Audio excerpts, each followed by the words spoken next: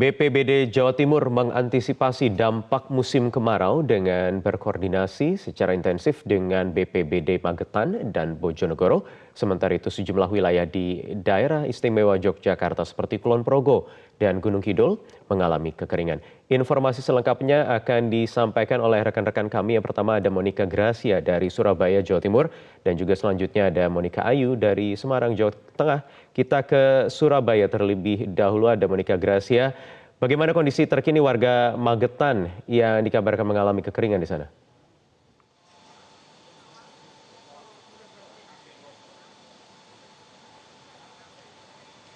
Ya, Wahyu dan juga pemirsa, memasuki musim kemarau di Jawa Timur sendiri, ada wilayah atau beberapa kabupaten di Jawa Timur sendiri mengalami kekeringan air begitu. Salah satunya ialah di Kabupaten Magetan, di mana di Kabupaten Magetan ini sendiri ada ratusan warga dari dua desa, yaitu Desa Sayutan dan juga Desa Trosono, mengalami krisis kekeringan air bersih. Memang untuk khususnya Desa Trosono ini kekeringan air bersih sudah terjadi bahkan sejak sebelum puasa yang lalu.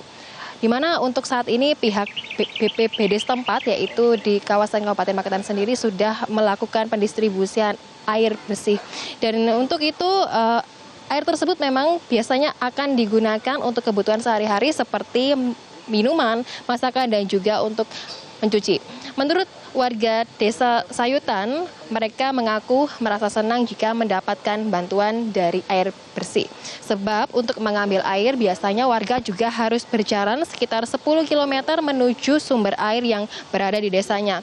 Dan sekarang warga berharap agar bantuan air bersih ini masih terus dilakukan atau didistribusikan oleh pihak BPBD setempat.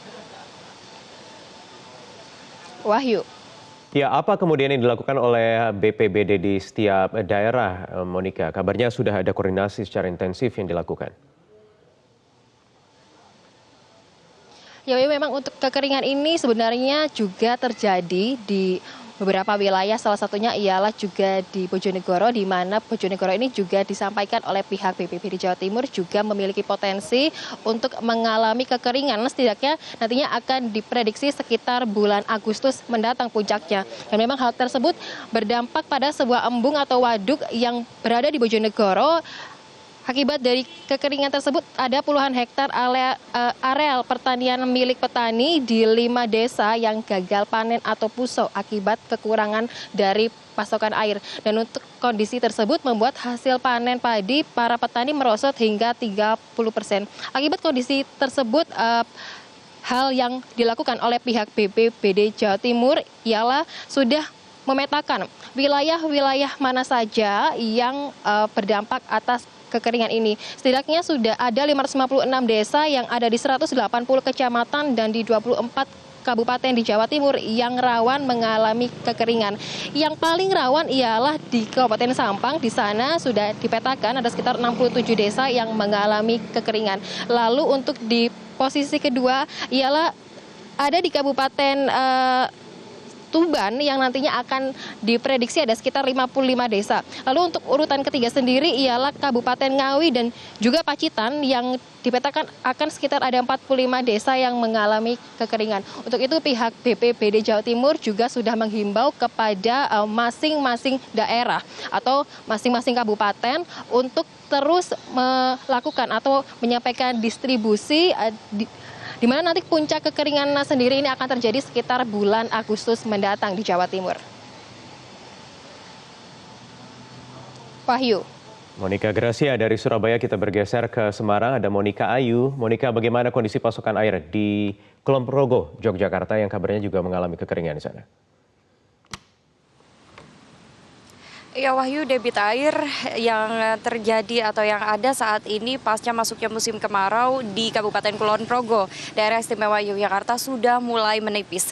Salah satunya yang terjadi di Dusun Ngaglik, Desa Purwosari, daerah istimewa Yogyakarta, beberapa sumber mata air dan juga sungai sudah tidak lagi bisa dimanfaatkan sejak 4 bulan terakhir di mana sudah tidak terjadi hujan. Dan warga sejauh ini masih mengandalkan ada satu sumber sumber air yang mana ini juga harus dibagi-bagi dengan warga dari pedukuhan lain, sehingga untuk mendapatkannya pun warga harus berjalan kurang lebih 2 km dan mengantri supaya air bisa dimanfaatkan bersama-sama oleh warga yang berada di dusun tersebut. Dan sejauh ini dari informasi yang kami terima, ada 7 dusun yang sudah mengajukan permohonan bantuan dropping air bersih dari BPBD setempat. 7 dusun ini terdiri dari kurang lebih 1.050 warga yang sejak awal bulan Juni lalu sudah mengalami krisis air bersih.